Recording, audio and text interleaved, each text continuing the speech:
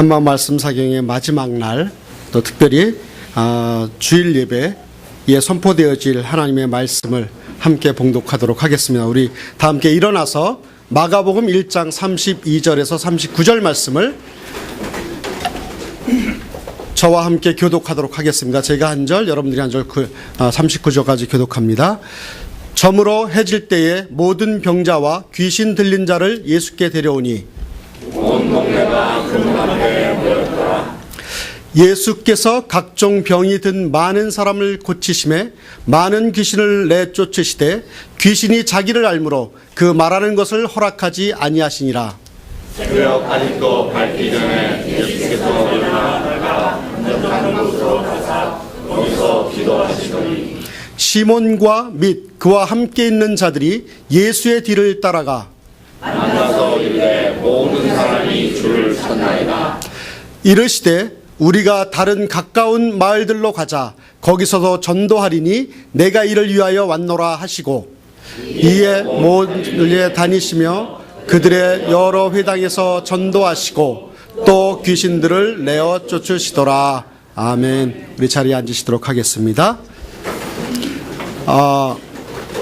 이제 지난 어제 그제 저희 말씀 상영 가운데 하나님의 은혜가 넘친 줄 믿습니다. 이제 오늘 마지막 날 우리 권호돈 목사님 또 하나님의 말씀을 선포해 주실 텐데 여러분들의 마음을 활짝 열어 놓으시고 아멘으로 화답하는 또 귀한 은혜의 말씀의 시간이 되기를 바랍니다. 우리 나오실 때 힘찬 박수로 우리 환영하겠습니다. 목사님 나오시겠습니다.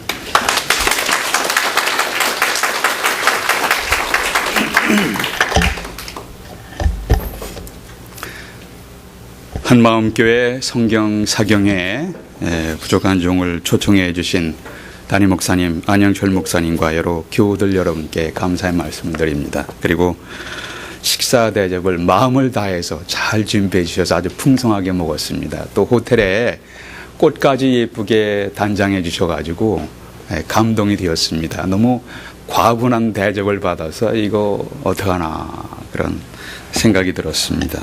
또 감사한 것은 부교육자 여러분 협력 사역하시면서 또 찬양대, 성가대 여러분들 함께 수고해 주신 거 감사드리면서 또 좋은 마음의 밭으로 설교를 잘 경청해 주신 성도 여러분께 감사드립니다. 오늘 설교 제목은 균형 잡힌 삶입니다. 미국 플로리다 주에서 많이 일어나는 현상인데 비가 온 다음에 갑자기 땅이 푹 꺼져서 큰 구멍이 생겨서 사람들도 매몰되고 자동차도 매몰되고 집도 매몰되는 현상을 싱크홀 신드롬이라고 합니다. 한국말로 보니까 이것은 집안 치마 현상이라도 하고요. 집안 치마. 한국 서울에서도 요사이 봄에 내린 비로 인해서 서울 시내 곳곳에 싱크홀, 집안 치마 현상이 나타나서 사람들이 불안해하고 있다는 소식들을 듣게 됩니다. 그런데 중요한 것은 우리 인생에도 이렇게 싱크홀, 집안 치마 현상이 나타날 수가 있다는 거예요. 겉으로는 멀쩡하게 살아요. 건강하게 삽니다. 주위에 보니까 겉으로 학력과 배경과 외모에서 나무랄 데 없습니다. 그러나 어느 날 갑자기 인생이 망가지고 그리고 가정이 붕괴되면 인생의 싱크홀, 인생의 집안 치마 현상이 나타나는 것을 주위에서 볼 수가 있지 않습니까?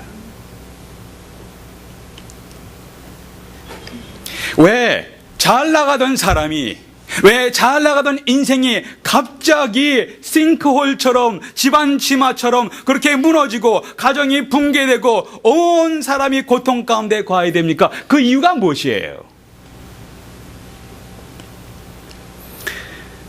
골든 맥도날이라는 분이 내면 세계의 질서와 영적 성장, 제가 만나는 분들한테 소개하고 저도 또 읽고 신학생 때 이러는데 또 읽고 또 인용하고 하는데 여기에서 이분이 그 이유를 좀 알 수 있는 말을 이렇게 소개하고 있습니다. 그 이유는 중요한 게 내면 세계가 허약하기 때문이다. 그러니까 속 사람이 허약하다는 거예요. 눈에 보이는 겉사람은 강건하게 보이지만 눈에 보이지 않는 속사람, 내면 세계가 허약하기 때문에 갑자기 멀쩡하다가 인생이 와장창 무너진다는 거예요.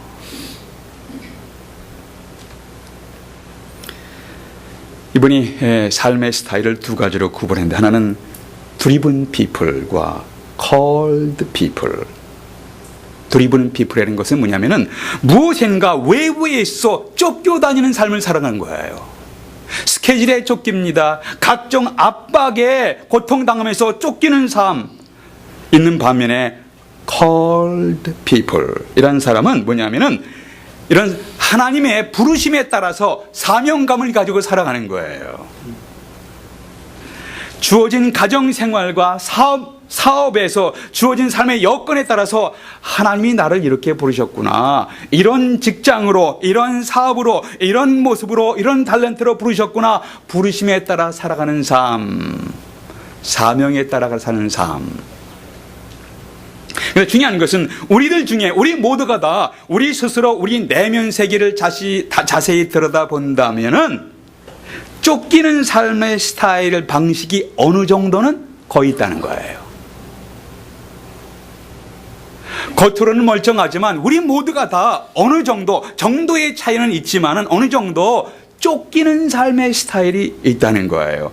가정주부도 무엇인가 쫓기는 삶의 모습이 있을 수가 있고, 학생들도 쫓기는 삶의 스타일이 있을 수가 있고, 사업하는 사람도, 직장 생활하는 사람도 무엇인가 쫓기면서 분주하게 움직이면서 쫓기는 스타일을 살아갈 수가 있습니다. 심지어 영적 지도자들도 쫓기는 삶을 살아가는 사람이 있을 수가 있습니다. 그래서 어느 날 갑자기 무너지잖아요.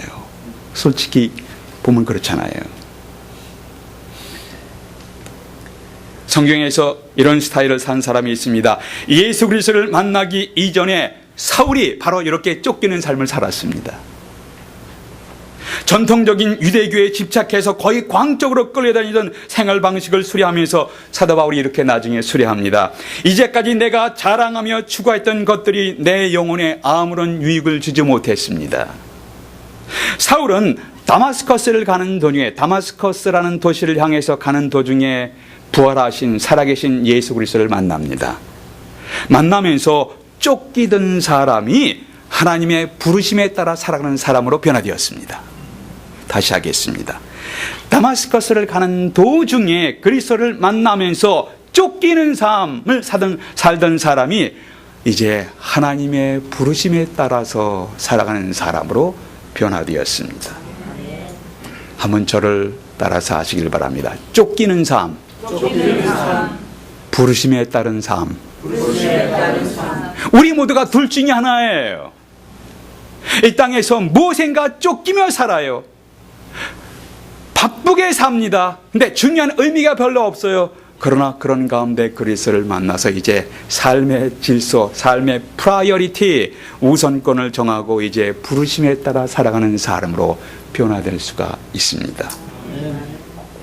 오늘 말씀에 21절에 보시면 주님이 안식일에 회당에 들어가 설교하시고 소리 지르는 귀신들에게서 귀신을 내어 쫓습니다. 그리고 베드로의 초대를 받고 베드로의 집에 들어가서 열병으로 누워있는 베드로의 장모님을 기도하며 치료하셨습니다. 그런데 예수님이 장모님의 시몬의 장모를 고치셨다는 소식이 퍼져나가자 사방에서 병자들이 앞을 다퉈서 예수님께 모여들기 시작했습니다. 성경이 이렇게 표현합니다. 33절 이렇게 표현하고 있습니다. 온 동네가 문 앞에 모였더라. 온 동네가. 32절에 보니까 저물어 해질 때 모든 병자와 귀신 들린 자를 예수께 데려오니 33절 온 동네가 문 앞에 모였더라. 온 동네가 문 앞에 모였더라. 그 마을에서 온갖 종류의 질병을 가진 사람들이 치료받기 위해서 예수님께 몰려들기 시작했습니다. 근데 34절에서 예수께서 수많은 사람을 만나시고 귀신을 대결하시고 환자를 치료하시면서 분주하게 보내셨습니다. 이렇게 바쁘고 분주하게 피곤하게 지내신 다음에 쫓기는 삶을 사시죠. 그런데 쫓기며 흔들리는 삶이 아니라 어떻게 해서 하늘 아버지께서 이루어가도록 주신 일, 하늘 아버지께서 부르신 일을 향해서 쫓기지 아니하고 질서 있게 하나님 앞에서 부르심에 따라 살아가는 삶을 사셨는가? 우리는 이 땅에서 그러면 주님의 모본을 본받아서 어떻게 살아야 하는가? 이것이 오늘 설교의 초점입니다. 첫 번째, 부르심에 따라 살기 위해서 분주하고 쫓기는 삶이 아니라 부르심에 따라 살아가기 위해서 첫 번째는 기도를 습관화시키는 삶을 살아야 합니다. 기도를 습관화시켜라. 오늘 말씀 35절 보세요. 새벽에 아직도 밝기 전에 예수께서 일어나 나가 한적한 곳으로 가사 거기서 기도하시더니, 자, 여기에 새벽에 일어나서 한적한 곳으로 가셨습니다. 그 전날 주님께서 분주하셨습니다. 피곤하셨을 것입니다. 일반적으로 그 전날 분주하고 피곤하면 그 다음날 좀 늘어지게 자야지, 자고 싶다, 이게 다 우리의 생각 아닙니까? 성경에 주님이 매우 피곤하고 바쁘게 지내신 그 다음날 새벽에 일어나서 기도하러 한적한 곳에 가셨다고 했습니다. 주님이 한적한 곳에 가서 집중적으로 기도하시면서, 주님은 기도하시면서 새로운 힘을 얻었습니다. 주님은 기도하시면서 앞으로의 사역을 계획했습니다. 주님은 기도하시면서 하늘 아버지의 위로를 받으셨습니다. 주님은 기도하시면서 계획하시고, 기도하시면서 새 힘을 얻고, 기도하시면서 위로하심을 경험했습니다. 그런데 주님이 언제 기도하셨는가? 새벽에 기도하셨습니다. 어디 가서 기도하셨는가? 한적한 곳에 가서 기도하셨습니다. 새벽은 무엇입니까? 새벽은 술주정뱅이들의 아우성이 들리지 않는 시각이에요. 새벽은 세상의 온갖 시끄러운 소리들이 잠잠한 시간입니다. 한 말로 새벽은 내가 집중할 수 있는 시간이에요. 어느 누구도 방해를 받지 않는 시간입니다. 주님은 미리 눈여겨보았던 한적한 곳에 가서 기도하셨습니다. 여기서 한적한 곳에, 이것은 기도를 방해받지 않는 곳이에요. 여러분의 삶 가운데 기도를 방해받지 않고 집중해서 할 수 있는 한적한 곳이 집안에도 있을 수 있고, 교회가 될 수가 있고, 주어진 삶의 처소가 될 수가 있습니다. 아무도 방해하지 않고 집중해서 기도할 수 있는 곳. 다시 말해서 일정한 시간과 장소를 선택하는 것이 더 좋습니다. 이렇게 계획하면 기도하는 것이 습관화될 수가 있어요. 일반적으로 성도들이 기도에 대한 커다란 오해 중에 하나는, 하나님이 우리의 기도를 들으시는데 왜 똑같은 기도를 반복해서 합니까? 왜 똑같은 기도, 한 번 해도 들으시는데 왜 똑같은 기도를 반복해서 해야 합니까? 이것은 중언부언하는 기도가 아닙니까? 물론 우리가 이성적 사고방식에 대해서 교육을 잘 받았기 때문에 이러한 질문이 생길 수가 있습니다. 그런데 반복해서 드리는 기도와 중언부언하는 기도는 달라요. 중언부언하는 기도는 마음 가운데 진정한 마음이 실려지지 않은 기도입니다. 중언부언하는 기도는 형식적으로 드리는 기도입니다. 중언부언하는 기도는 영혼이 실려지지 않은 기도예요. 우리가 문제를 해결할 때까지 그 문제를 놓고 반복해서 기도하는 것은 합당한 것입니다. 내 마음에 부담이 가실 때까지 반복해서 기도하는 것은 합당한 모습이에요. 이것에 대해서 예수님께서 모본을 보이셨습니다. 성경 가지신 분들은 마태복음 26장에 보시면은 주님이 겟세마네 동산에서 십자가를 앞두고 기도하실 때 어떻게 기도하신 그 기도의 모습을 볼 수 있게 됩니다. 26장 39절에 이렇게 기록되어 있습니다. 마태복음 26장 39절에 조금 나아가사 얼굴을 땅에 대시고 엎드려 기도하여 이르시되, 아버지여, 만일 할만하시거든 이 잔을 내게서 지나가게 하옵소서. 그러나 나의 원대로 마옵시고 아버지의 원대로 하옵소서. 자, 첫 번째 이렇게 기도했습니다. 그리고 42절 보세요. 42절은 함께 읽도록 하겠습니다. 다시 두 번째 나아가 기도하여 이르시되 내 아버지여, 만일 내가 마시지 않고는 이 잔을 내게서 지나갈 수 없는 아버지의 원대로 되기를 원하나이다 하시고, 자, 첫 번째 기도하신 기도의 내용과 두 번째 기도하신 기도의 내용이 거의 대동성이에요. 거의 똑같습니다. 주님은 중요한 기도를 반복해서 드렸습니다. 반복해서 드리는 기도하고 중언부언하는 기도는 달라요. 중언부언하는 기도는 형식적인 기도, 거치려고 하는 기도, 영혼이 실려지지 않는 기도입니다. 그러나 반복해서 하는 기도, 간절한 기도예요. 마음을 다해 드리는 기도예요. 동일한 내용을 반복해서 드리는 것은 합당합니다.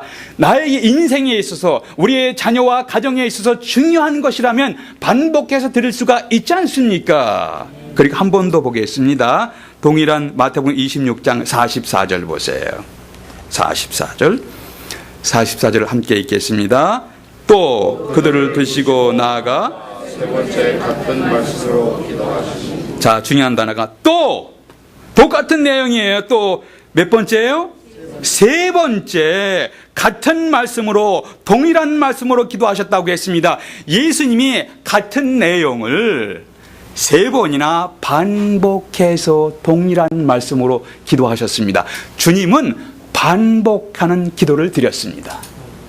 여러분과 저희 삶 가운데 중요한 일이 있는데 한 번 기도하고 끝, 그렇게 할 수가 있습니까? 반복해서, 마음을 다해서, 영혼이 실려져 있는 기도 반복해서 드리는 것은 간절함의 표시이고 합당한 모습입니다. 여러분, 여러분에게 갖고 있는 중요한 기도 제목을 반복해서 합당하게 간절히 드리는 것은 합당합니다. 그런데 이 동일한 말씀을 누가복음 22장 39절에는 이렇게 기록하고 있습니다. 성경 가지신 분들은 저 앞에 비춰져 있는 것을 함께 읽겠습니다. 함께 읽겠습니다. 예수께서 나가사 습관을 따라 감람산에 가심에 제자들도 따랐더라. 여기서 중요한 단어인 것은 습관을 따라. 주님은 습관을 따라서 감람산에 가서 기도하셨다고 했습니다. 겟세마네 동산은 주님이 습관적으로 기도하는 장소예요. 습관적으로 기도하는 장소에, 우리가 아이들을 키울 때 좋은 습관을 갖게 하는 것은 얼마나 중요합니까?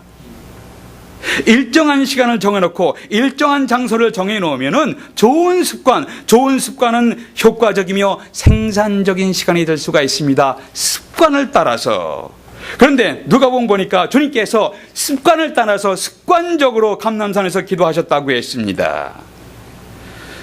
주님에게서 기도하시는 것은 습관이셨습니다. 기도하는 습관을 갖고 계셨습니다. 우리가 보통 일반적으로 습관이라고 할 때는 좀 부정적인 생각이 있습니다. 그냥 아무 생각 없이 하겠지. 또 그냥 의미 없이 하겠지. 그러나 주님은 그런 부정적인 의미가 아니라 늘 하시던 대로, 늘 기도하신 대로, as usual, 늘 기도하신 대로 기도하셨다는 것입니다. 기도는 예수님께서 평소에 하시던 거룩한 습관이었습니다. holy practice예요. 다시 하겠습니다. 기도는 주님에게서 늘 하시던 대로 holy practice예요. 거룩한 습관이에요. 묻습니다. 여러분에게 거룩한 습관인 기도하는 습관이 있으십니까? 없으시면은 일정한 장소, 일정한 시간을 진지하게 생각해 보시길 바랍니다. 다니엘은 하루에 3번씩 무릎 꿇고 기도했습니다. 기도는 다니엘에게 거룩한 습관이었습니다. 여러분은 꼭 그렇게, 어떤 분은 꼭 그렇게 일정한 시간을 정해놓고 일정한 시간에 기도해야 합니까? 늘 마음에 생각날 때마다 그냥 이렇게 기도하며 살면 되지 않습니까? 라는 분들도 있습니다. 그런데 다니엘은 그렇게 기도하지 않았습니다. 그는 시간을 정해놓고 하루에 3번씩 지속적으로 기도했습니다. 다니엘은 기도하다가 들키면 죽음을 당할 것 같은 위험한 순간도 있었습니다. 기도하는 것은 다니엘에게 거룩한 습관이었습니다. holy practice였어요. 이렇게 거룩한 습관에 따라서 기도했을 때, 거룩한 습관에 따라 기도했을 때 위기가 기회로 변화되었습니다. 거룩한 습관에 따라 기도했을 때 위기가, 크라이시스가 기회로, 아포투니티로 변화되었습니다. 여러분, 주어진 삶 가운데 아프고 절망하고 고통하는 가운데 여러분 습관에 따라서 거룩한 습관을 개발하세요. 거룩한 습관에 따라서 기도하는 습관을 하시면은 여러분 삶 가운데 위기, 크라이시스가 기회, 아포투니티, 성숙할 수 있는 기회, 더 성장할 수 있는 기회, 하나님 앞에 헌신할 수 있는 기회, 복음 외에 쓰임 받을 수 있는 기회, 나의 삶을 더 성숙하게 하는 크라이시스는 아포투니티, 기회가 될 수가 있어요.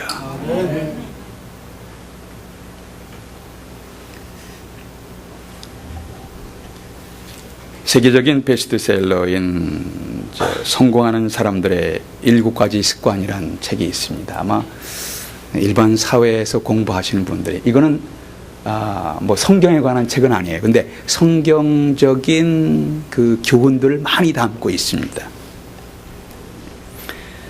성공하는 사람들의 7가지 습관에서 스티븐 코비 씨는 이렇게 말씀합니다. 우리의 성품은 근본적으로 습관의 복합체이다. 우리가 생각의 씨앗을 뿌리면 행동의 열매를 얻게 되고, 행동의 씨앗을 뿌리면 습관의 열매를 얻는다. 습관의 씨앗은 성품을 얻게 하고, 성품은 우리의 운명을 결정짓는다. 이처럼 습관이라는 것이 우리 인생에서 중요한 요소입니다. 왜냐하면 습관이 매일매일 우리의 성품을 나타내고 개인의 성공과 실패를 결정하는데 중요한 역할을 하기 때문이다.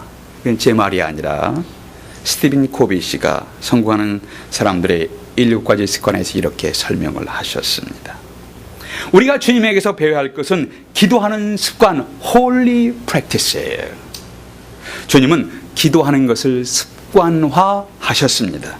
이것을 통해서 이 땅에 있는 세상 사람들을 구원하시고 그들을 죄로 말미암아 멸망해서 구원하시기 위해서 하늘 아버지의 부르심에 따라서 주어진 길을 뚜벅뚜벅 걸어가신 분이 주님이십니다. 기도하는 습관, 예배에 참석하는 습관, 말씀 공부에 참여하는 습관, 경건한 행동이 습관화되면 자연스럽게 나타나게 됩니다. 여러분, 주님은 기도하는 것을 습관화시키는 삶을 사셨습니다. 여러분의 삶 가운데 거룩한 습관을 개발하세요. 거룩한 습관, holy practice. 주어진 삶 가운데 충동적인 삶이 아니라 부르심에 따라서 우선순위와 질서 있는 삶을 살기 원하십니까? 첫 번째, 기도를 습관화시키세요. 두 번째는 겹치는 면도 있지만은 부르심에 따라 살아가는 삶, 사명에 따라서 부르심에 따라 살아가십시오. 35절부터 37절까지 계속 말씀을 보도록 하겠습니다. 마가복음 1장이에요. 새벽 미명에 벌써 주님께서 일어나서 기도하셨잖아요. 근데 36절에서 시몬과 및 그와 함께 있는 자들이 예수의 뒤를 따라가며, 아니 기도하는 곳까지 따라왔어요, 이 양반들이. 그런 다음에 37절에 이렇게 말합니다. 우리 37절 말씀을 함께 읽겠습니다. 만나서 이르되 모든 사람이 주를 찾나이다. 제자들이, 선생님, 예수님께서 기도하는 곳에 찾아와서, 선생님, 모든 사람이 주님을 찾습니다. 모든 사람이 주님을 찾고 있는데 왜 선생님 이 자리에 계십니까? 선생님 인기가 지금 막 올라가고 있어요. 사람들이 선생님 만나기 위해서 얼마나 난리인지 모르겠습니다. 모든 사람이 주를 찾나이다. 선생님 빨리 내려오셔겠습니다. 지금 사람들에게 난리 났습니다. 선생님이 치유하시고 능력을 베푸시니까 선생님 만나기 위해서 수많은 사람들이 몰려들고 있습니다. 선생님 빨리 오셔서 선생님의 능력을 보여주시고 문제 해결해 주십시오. 선생님 인기가 하늘 치솟고 있습니다. 빨리 오세요 좀. 이때 주님이 뭐라고 하셨냐면은 38절의 말씀 보겠어요. 38절에 뭐라고 하시냐면 이러시되, 지금 이제 37절에서는 막 보채는 거예요. 빨리 내려오십시오. 난리 났습니다. 빨리 선생님, 모든 사람이 주님을 찾고 있습니다. 그럴 때 38절에서 이러시되, 우리가 다른 가까운 마을로 가자. 거기서도 전도하리니 내가 이를 위하여 왔노라. 거기서도 전도하리니 내가 이를 위하여 왔노라. 이것은 제자들의 요구를 주님이 나이스하게 거절하신 거예요. 선생님 인기가 막 올라가고 사람들이 막 찾는데 왜 여기 계십니까? 빨리 내려갑시다. 그러니까 아니야, 오늘은 다른 할 일이 있어. 다른 마을로 가서 전도하리니 내가 이를 위하여 왔노라. 주님은 주변 사람이 자기를 압박하는데도 불구하고 각종 좋은 소리로, 듣기 좋은 말로 압박하면서 자기를 축혀 세우면서 압박하는데도 불구하고 주변 사람들의 압박에 굴복되지 아니하고 하늘 아버지께서 부르심에 따라서 프라이어리티를 정하고 우선순위를 정하고 그 부르심에 따라서 살아가는 삶의 모습이셨습니다. 현대인들의 삶은 때때로는 충동적인 삶, 또 끌려다니는 삶, 우리에게 어느 정도 다 그런 요소들이 있습니다. 우선순위가 없는 삶의 모습입니다. 바쁘긴 바쁜데 별 가치가 없고 의미 없는 것에 분주하게 끌려다니는 삶입니다. 충동에 끌려 살다 보니까 자기 뜻대로 일이 진행되지 않을 때는 뭐합니까? 금방 폭발적으로 화를 내요. explosive anger, 폭발적으로 화를 내는 거예요. 충동적으로 그때마다 살다 보니까 내 뜻대로 안 되니까 팍 터져요. 저만 터집니까? 나는 한 번도 터진 적이 없습니다. 혹시 그런 분 있습니까? 그런 분은 아마 김치를 안 드시는 분일 겁니다. 미국 형제들이 그러더라고요. 우리한테 이런 다혈질이 있다 그러니까 김치 템퍼 그러더라고요. 한국 사람들이 아마 김치 템퍼가 없는 분들은 없을 거예요. 그러나 너무 자주 김치 템퍼가 나타나면 곤란하지 않습니까? 상처를 주잖아요. 파괴하잖아요. 망가뜨리지 않습니까? 쉽게 화를 내고 쉽게 폭발하고 쉽게 심판하고 쉽게 상처를 주며, 그래서 궁극적으로 자기 자신도 깊은 상처를 받습니다. 충동적으로 살아가는 사람들.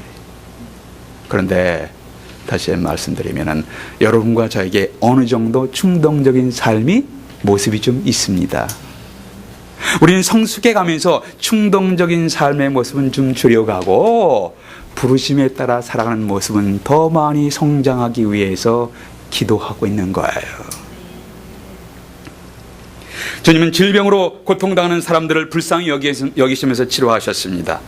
이러한 육신적인 질병의 치료는 일시적인 것이며 다시 질병이 생겨서 고통당하게 될 수가 있습니다. 그러나 복음을 증거하고 회개하여 거듭나게 하는 영혼의 치료는 eternal healing, 영원한 힐링이에요. 영혼의 치료는 eternal healing이에요.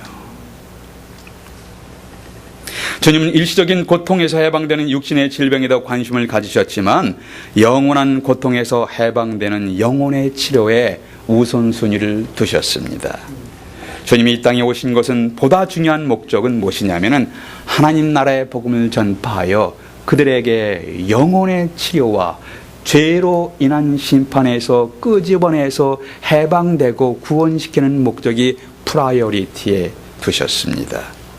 이것은 영혼을 살아나게 하는 사역입니다. 영혼을 영원히 치료하기 시작하는 사역입니다. 예수 그리스도께서는 주어진 분주한 삶 가운데, 압박받는 삶 가운데 자기 삶에 하늘 아버지께서 부르신 부르심에 따라서 우선순위를 정하고 부르심에 따라서 사명에 따라서 살아가신 삶의 모습이셨습니다.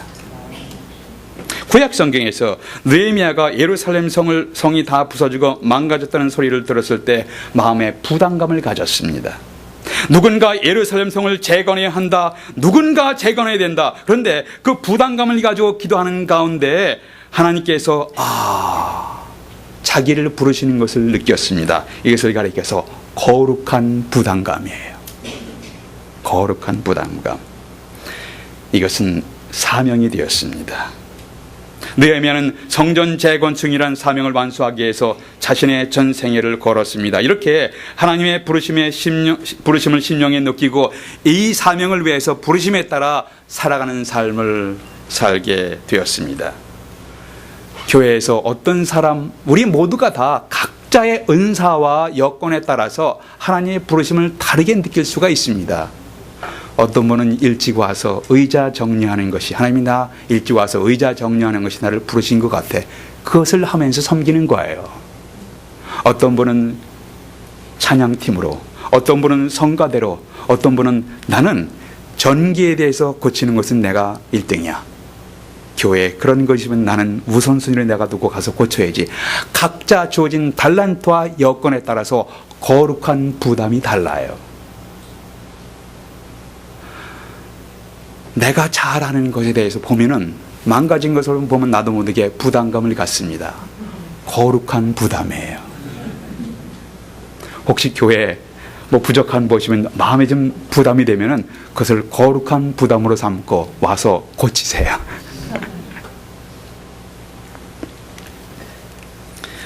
우리 모두가 다 궁극적으로 주님과 주님의 사람들을 섬기면서 살아가고 있는 삶이 의미가 있는데, 그렇다면 여러분 마음 가운데 거룩한 부담을 여러분의 부르심과 여러분의 사명으로 살아갈 때 충동적인 삶이 아니라 부르심에 따라가는 거룩한 삶으로 살아갈 수가 있습니다. 중국 선교의 위대한 발자취를 남긴 분이 허슨 테일러입니다. 허슨 테일러가 중국 선교를 하실 때 몸이 극도로 쇠약해지셨답니다. 그는 움직일 수 없어서 병상에서 기도했다고 합니다. 테일러의 행동 반경은 네 모서리를 가진 조그만 침대에 있었습니다. 그는 침대 발꿈치에서 중국 지도를 걸어놓고 기도를 했답니다. 1875년도 밝아오는 그의 병실에서 연필도 잡을 수 없이 허약해진 형편이었습니다. 그러나 그는 간절히 자기의 주어진 사명과 선교를 위해서 기도했습니다. 글을 쓸 수 없을 정도로 연약해진 테일러 선교사님은 친구의 도움을 받아서 중국 선교를 위해서 기도해달라는 내용의 기사를 신문사에 의뢰하게 되었답니다. 자기가 못하니까 친구를 통해서 신문사에 의뢰하게 됐답니다. 물론 테일러 선교사께서 병상에 있다는 사실은 기록하지 않았습니다. 이렇게 기록했답니다. 이 글을 읽는 크리스천들에게 호소합니다. 지금 바로 1분만 하나님께 진심으로 기도해 주십시오. 중국 복음 사업을 위해서 18명의 선교사를 보내줄 수 있도록 여러분 1분만 기도해 주십시오. 그가 병상에서 인내하며 기다리는 동안에 18명의 선교 자원자가 테일러 선교사님을 찾아오셨답니다. 이것은 테일러 선교사님의 기도의 역사입니다. 그는 이렇게 간증하셨다고 합니다. 제가 건강해서 18명의 선교사를 구하느라 열심히 뛰어다녔다면 제 힘으로는 이들을 모집하여 파송할 수 있을 것이라고 생각할지도 모르겠습니다. 그러나 그와는 반대로 병상에서 꿈쩍도 하지 못하고 대필로 기도 요청밖에 하지 못하는 입장에서 기도의 응답을 받은 것입니다. 이것은 하나님의 응답입니다. 기도하면 하나님이 일하시기 시작합니다. 그때와 그 시기는 어떻게 응답할 것은 그분에게 달려 있어요. 그러나 우리가 마음을 다해서 영혼이 실려져 있는 기도를 드리면은 우리가 기도하면 하나님이 일하시기 시작합니다. 하나님의 인도하심을 받으면 우리의 혼자 하는 것보다 훨씬 더 아름답고 위대한 일을 성취할 수가 있습니다. 여러분은 자신에게 물어보십시오. 나는 충동적으로 살아가고 있는가? 아니면 하나님의 인도하심을 구하며 부르심에 따라 살아가고 있는가? 다시 묻겠습니다. 나는 충동적으로 살고 싶은가? 아니면 하나님의 부르심에 따라서 인도하심을 구하며 살고 싶은가? 현재 나는 충동적으로 살고 있는가? 아니면 부르심에 따라서 믿음으로 걸어가는 삶을 살고 있는가? 가정에서나 직장에서 교회에서 느끼는 거룩한 부담감을 통해서 하나님이 부르신 부르심에 따라서 사명감을 가지고 살아갈 수 있게 되시기를 주님의 이름으로 축원합니다.